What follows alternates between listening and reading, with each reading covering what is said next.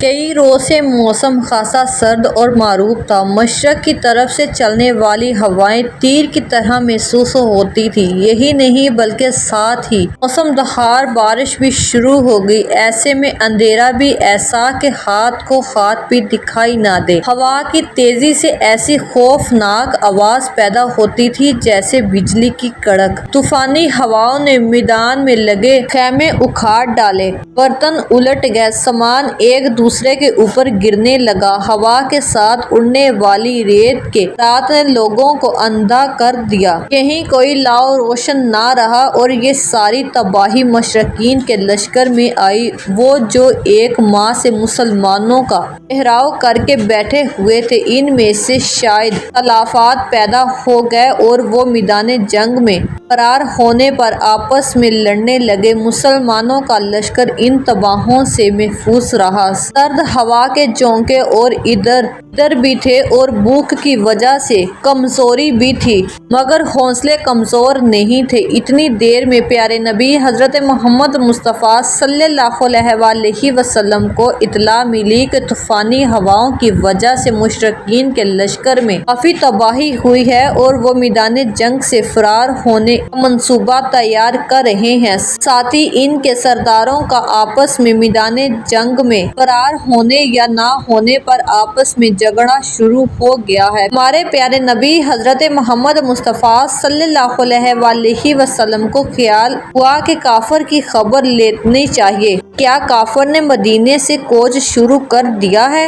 اب آپ صلی اللہ علیہ وآلہ وسلم نے اپنے ارد گرد بیٹھے مہاجرین کو مخاطب کرتے ہوئے فرمایا کہ کون ہے تم میں سے جو جا کے یہ دیکھ کر آئے کہ دشمن کیا کر رہا ہے؟ میں اللہ تبارک تعالیٰ سے دعا کروں گا کہ جنت میں وہ میرا ساتھی ہو۔ لیکن کوئی جواب نہیں آیا۔ آپ صلی اللہ علیہ وآلہ وسلم نے یہ 3 مرتبہ بات دہرائی مگر بھوک اور سردی کی وجہ سے کسی کی ہمت نہیں ہوئی۔ آخر حضرت محمد مصطفیٰ صلی اللہ علیہ وآلہ وسلم نے مہاجرین میں سے ایک مجاہد کا نام لے کر پکارا۔ وہ اٹھے۔ انہوں نے سوچا کہ اتنے سارے مجمع میں سے نبی کریم صلی اللہ علیہ وآلہ وسلم نے مجھے نام دے کر پکارا ہے۔ اس بات سے ان میں کچھ کر دکھانے کا جذبہ پیدا ہوا۔ رسول صلی اللہ علیہ وآلہ وسلم کی خدمت میں آپ حاضر ہوئے۔ آپ صلی اللہ علیہ وآلہ وسلم نے فرمایا کہ حذیفہ جاؤ، یہ کام تم کرو، لیکن خبردار کسی مشرکین پر حملہ نہ کر بیٹھنا۔ ساتھ ہی نبی کریم صلی اللہ علیہ وآلہ وسلم نے یہ دعا فرمائی کہ اے اللہ اس کی حفاظت فرمانا، دائیں سے بائیں سے اوپر سے نیچے سے۔ یہ باہمت سپاہی حضرت حذیفہ رضی اللہ تعالیٰ عنہ تھے، جنہیں پیارے نبی حضرت محمد مصطفیٰ صلی اللہ علیہ وآلہ وسلم نے خاص طور پر اس نازک وقت میں جنت میں اپنے رفیق ہونے کی خوشخبری دی ہے۔ جس وقت پیارے نبی صلی اللہ علیہ وآلہ وسلم نے حضرت حذیفہ رضی اللہ تعالیٰ عنہ کو دشمنوں کی خبر لانے کے لیے روانہ کیا، تب آپ نے فرمایا کہ جاؤ، انشاءاللہ نہ تو تمہیں سردی لگے گی اور نہ دشمن سے خوف محسوس ہوگا۔ حضرت حذیفہ رضی اللہ تعالیٰ عنہ حکم سن کر تیزی سے دشمن کی طرف روانہ ہوئے اور دشمن کے لشکر میں راستہ بناتے ہوئے داخل ہو گئے۔ وہاں دیکھا کہ عجیب و افراتفری کا عالم تھا، ہر ایک کو اپنی پڑی ہوئی تھی۔ قریبی ابو سفیان اپنے ساتھیوں کے ساتھ بیٹھا تھا اور اپنے ساتھیوں کے ڈیرے کی وجہ سے ہدایت کر رہا تھا کہ اپنے ارد گرد سے باخبر رہنا، کوئی دشمن کا آدمی ادھر نہ نکل آئے۔ حضرت حذیفہ رضی اللہ تعالیٰ عنہ نے نہایت ہی بے خوف ہو کر اپنے دائیں بائیں بیٹھے آدمیوں سے باری باری ان کا نام پوچھا، جس پر انہوں نے بتا دیا کہ میں فلاں ابن فلاں ہوں، مگر اس آفت میں ایسے حواس تھے کہ انہوں نے حضرت حذیفہ رضی اللہ تعالیٰ عنہ سے یہ معلوم ہی نہیں کیا کہ ہم تو تم کو اپنا نام بتا رہے ہیں، تم بھی تو اپنا نام بتاؤ۔ اس وقت بھی تیز ہوا کی لک چل رہی تھی۔ ابو سفیان نے اپنے ساتھیوں سے کہا کہ اے قریش، ہمارے اونٹ اور گھوڑے مر رہے ہیں، یہودیوں نے ہم سے غداری کی ہے، آندھی اور طوفان نے ہمارے ساتھ جو کیا وہ تو تم دیکھ ہی رہے ہو۔ اس لیے یہاں سے بھاگ چلو، میں بھی جا رہا ہوں۔ یہ کہتے ہوئے ابو سفیان تیزی سے اپنے اونٹ پر چڑھ کر بیٹھ گیا۔ تیز دوڑنے کے لیے مارنے لگا، لیکن اونٹ کی گردن اور ایک پیر بندھا ہوا تھا اور اونٹ ان ٹانگوں پر اچھلنے لگا۔ ابو سفیان نے اتر کر اس کی رسیاں کھولی، مگر اسی وقت اس کے ساتھیوں نے اسے شرم دلائی کہ تم کیسے سردار ہو، اپنے ساتھیوں کو چھوڑ کر اکیلے ہی بھاگ رہے ہو۔ تب ابو سفیان کچھ دیر ٹھہر گیا اور جلدی جلدی اپنے ساتھیوں کو چلنے کی ہدایت دینے لگا۔ اس وقت ابو سفیان حضرت حذیفہ رضی اللہ تعالی عنہ کے اتنے قریب تھا کہ آپ آسانی سے اس کا کام تمام کر سکتے تھے، مگر انہوں نے پیارے نبی صلی اللہ علیہ وسلم کی ہدایت پر سختی سے عمل کیا اور اس نے اپنے کچھ ساتھیوں کو ہدایت دی، تم لوگ محمد اور ان کے صحابہ کے مقابلے کے لیے یہاں کھڑے رہو، ورنہ وہ لوگ ہمارا پیچھا کریں گے۔ جب حضرت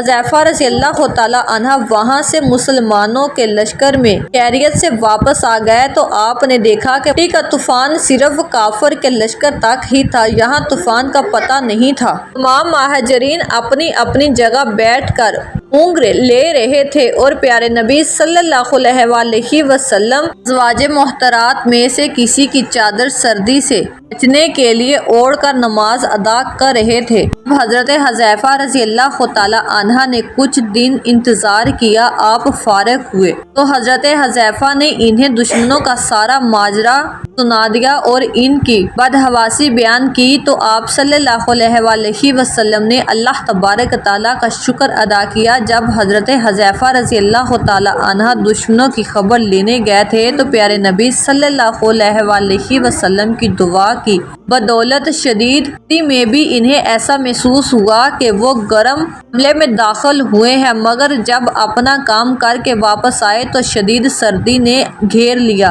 اور تھکن سے حضرت حذیفہ رضی اللہ تعالی عنہ کا حال برا تھا۔ پیارے نبی صلی اللہ علیہ وسلم نے اپنی چادر کا ایک سرا حضرت حذیفہ رضی اللہ تعالی عنہ کے اوپر ڈال دیا اور آپ رضی اللہ تعالی عنہ اس قدر بے خبر ہو کر سوئے کہ حضرت بلال رضی اللہ تعالی عنہ نے جب فجر کی اذان دی اس وقت بھی ان کی آنکھ نہ کھلی۔ آخر پیارے نبی صلی اللہ علیہ وسلم نے آپ کو شفقت سے یہ کہہ کر جگایا کہ اے نیند کی مت والے۔ یہ سن کر حضرت حذیفہ بیدار ہوئے اور نماز کے لیے جماعت میں شامل ہو گئے، اور جب سب نے نماز فجر ادا کر لی تو نکلتے دن کی روشنی میں خندق کے اس بار صبح کی مدھم روشنی میں دشمن کے میدان کی طرف دیکھا۔ میدان بالکل خالی ہو چکا تھا۔ آپ صلی اللہ علیہ وسلم نے بھی تمام صحابہ رضی اللہ تعالی عنہ کو گھر جانے کی اجازت دی۔ اجازت پاتے ہی لوگ تیزی سے گھروں کی جانب روانہ ہوئے، لیکن فوراً ہی آپ صلی اللہ علیہ وسلم کو یہ خیال آیا کہ ممکن ہے دشمن کو جاسوس چھوڑ گئے اور وہ یہ دیکھ کر اپنے ساتھیوں کو واپس بلا لے۔ اس خیال کے آتے ہی آپ صلی اللہ علیہ وسلم نے حضرت عمر رضی اللہ تعالی عنہ کے صاحبزادے عبداللہ رضی اللہ تعالی عنہ اور حضرت جابر رضی اللہ تعالی عنہ کے صاحبزادے کو بلا کر فرمایا کہ ان لوگوں کو واپس لے آؤ۔ یہ دونوں لوگوں کو واپس بلاتے بلاتے ان کے گھروں تک پہنچ گئے، مگر ان لوگوں نے پلٹ کر بھی نہیں دیکھا۔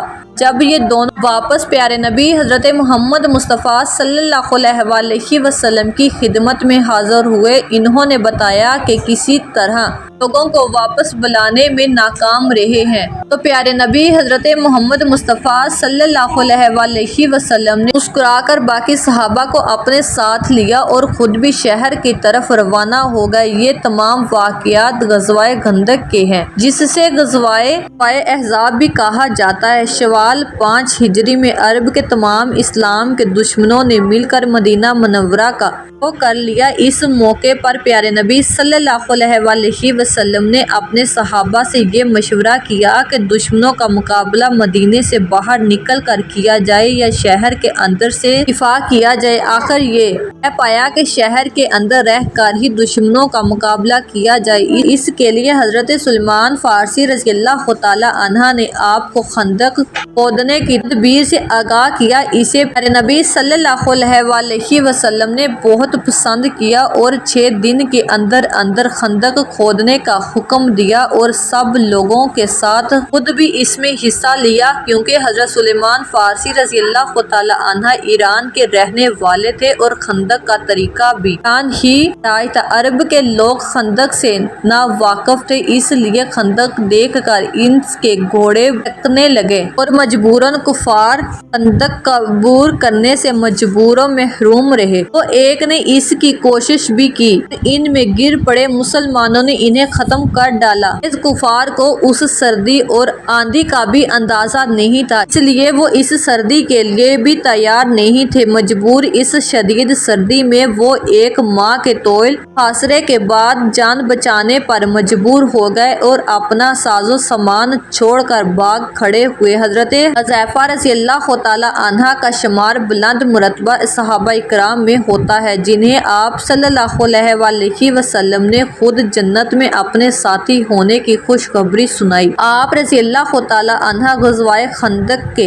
अलावा ग़ज़वाए ओहद, खैबर, रज़वान और फतह मक्का जैसे अहम मौक़ों पर प्यारे नबी सल्लल्लाहु अलैहि वसल्लम के साथ थे। आप सल्लल्लाहु अलैहि वसल्लम को इन पर रश्क आता था। आप सल्लल्लाहु अलैहि वसल्लम की विसाल के बाद हजरत हुज़ैफा रज़ियल्लाहु तआला अन्हा का मदीने में रहना मुश्किल हो गया और वो इराक चले गए। आप सल्लल्लाहु अलैहि वसल्लम के अलावा हजरत उमर फारूक रज़ियल्लाहु तआला अन्हा भी आपसे बेहद मोहब्बत के साथ पेश आते थे। हजरत हुज़ैफा रज़ियल्लाहु तआला अन्हा को नहायत सादगी पसंद थी। नहायत मामूली से कपड़े पहनते और बहुत सादगी के साथ अपने खच्चर पर बैठकर लोगों के सामने से गुजरते हैं। लोग इतनी सादगी की वजह से इन्हें पहचान नहीं पाते। गवर्नर बनने के बाद लोगों ने आप रज़ियल्लाहु तआला अन्हा से फरमाया कि आप हमें अपनी ज़रूरतें बताएं, हम पूरा करेंगे। अगर आप रज़ियल्लाहु तआला अन्हा ने फरमाया कि मुझे अपने लिए बस पेट भर के खाना और अपने गधे के लिए चारा दरकार है, इसलिए ज़्यादा कुछ नहीं मांगूंगा। आपको सल्तनत के कामों से बहुत कम वक्त मिलता था, लेकिन जब भी मिलता था आप लोगों को हदीस की तालीम भी देते थे। अफ़ज़ायात की वफ़ात हज़रत उस्मान गनी रज़ियल्लाहु तआला अन्हा की शहादत के 40 दिन बाद हुई। अल्लाह तबारक तआला हम सबको क़ल्बे सलीम अता फरमाए, आमीन या रब्बिल आलमीन। उम्मीद है कि आप सबको हमारी आज की वीडियो पसंद आई होगी। अगर आपको हमारी वीडियो पसंद आई हो तो हमारी वीडियो को लाइक और शेयर ज़रूर कीजिएगा। इस तरह की हमारी वीडियो देखने के लिए हमारे चैनल को ज़रूर सब्सक्राइब करें। शुक्रिया।